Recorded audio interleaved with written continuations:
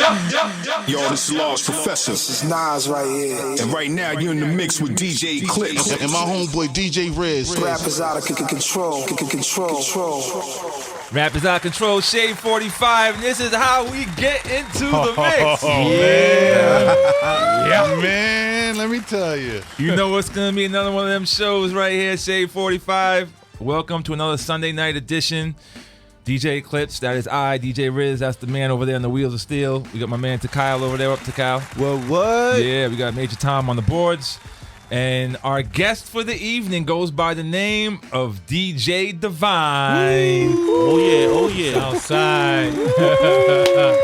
Yes, sir, we outside. Shout out to Chucky Chuck in the place. Yes, sir. Yeah, so now when this is going on, I mean, obviously, you know, if Russell's bringing these artists through, it's a all borough-wide thing at this point. But like, when was it that you guys knew that there was other stuff going on in other boroughs? Because back then it was still kind of segregated in terms of like, you know, everyone had their own units. So when did you know that this, you know, there was other stuff going on? Well, it's crazy that you asked me that question. A friend of mine, he lived on my block. Right. He moved up to the Bronx. Okay.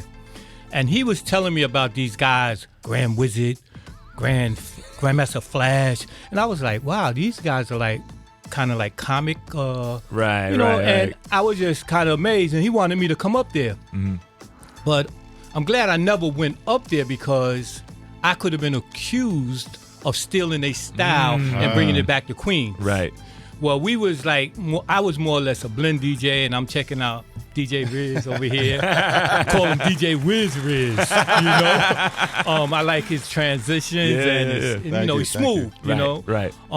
So I never went up there, but I heard about them. Right. And I actually didn't get a chance to meet Flash until like 78, 79. Okay. That's when all the boroughs start to intertwine. Gotcha. But like you said, like 73, 74, 75, everybody was in their own neighborhood. Right. Because it was gangs and just, you know, people just territory about who comes where. Right. And in Brooklyn, you had to be escorted. Believe that. You had to be escorted if you lived in Albany Projects, Fort Greene, and, you know, and things like that. Yeah.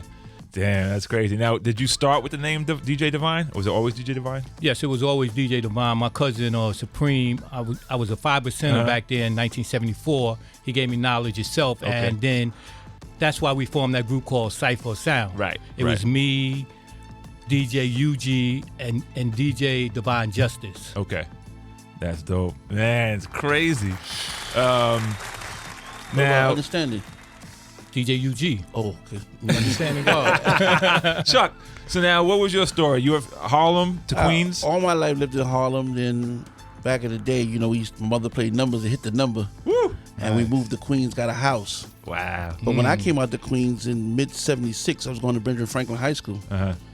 Where we lived on the north side, Springfield, Laurelton, Rosedale, boondocks. Right. No music. I mean, you talking about you hear crickets when I moved out there. Right. And then I heard about this group with this thundering sound. And being from Harlem, grew up with Johnny Wah, Rayvon, E-Man, Magnificent Seven, all that over there. I said, I got to bring this out. So I brought what I knew out to the north side. Okay. And started turning it out on the north side, Laurelton, Springfield. Yeah. And then in 78, at the Fantasia, now that was the Mecca. Right. That's where all, Yes, sir. if who was who, Yeah. will have to come to the Fantasia. But you got to come by Infinity Machine. You can't be in Queens. I don't care. Disco Twins were great where they was. Right. King Charles was great. But Infinity Machine had the sound system. Right. And you had to come to Queens and you had to come to Fantasia. I came to Fantasia. Now, Fantasia had a 10 feet tall stage. And Divine looking down on everybody. Wow. And so his man Goody, who didn't like rap at all, every time I come there, he would take the mic away from me. And they would play the worst record I hated to rap off, Love Is the Message. Everybody would line up. Brooklyn record. Now, that's a good dancing record, Yeah. but to rap, you couldn't do that.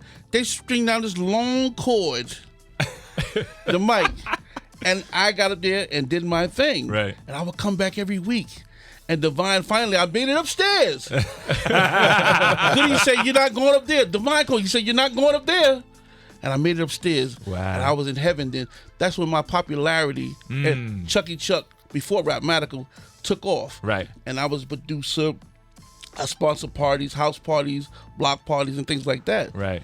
But coming to Divine, man, with all the women that inspired me. We're going to have to pull a chain. That